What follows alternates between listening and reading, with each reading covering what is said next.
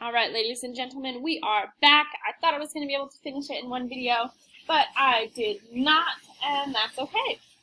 So matter has volume. All matter takes up space. We know that. The amount of space that matter takes up is called volume, just like the amount of matter we have is called mass.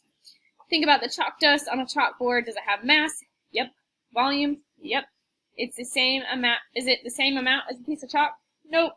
But it does have mass, so it takes up space, and it contains matter. We know, and we will discover later, what density is, but density is a measurement of mass and volume. Suppose several examples of matter have the same volume but different masses. You can compare these samples by a property called density.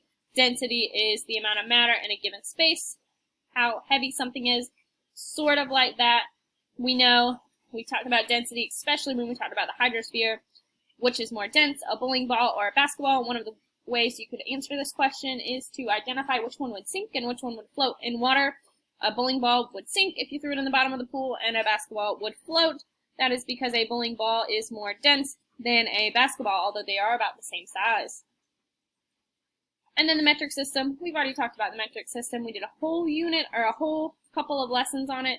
The metric system is a system of measurements that's based upon the number 10 and multiples of 10. We know that our measurement to measure length, we use our meter. The symbol is an M, a lowercase m. Our measurement of mass is the gram. We use a lowercase g. Volume is the liter, capital L. And temperature, degrees Celsius, actually it's Kelvin. But for the purposes of your class, it's Celsius. And that is it, folks. Have a great day. Sorry for the brief last little bit there. Make sure you get everything, though. Have a good day.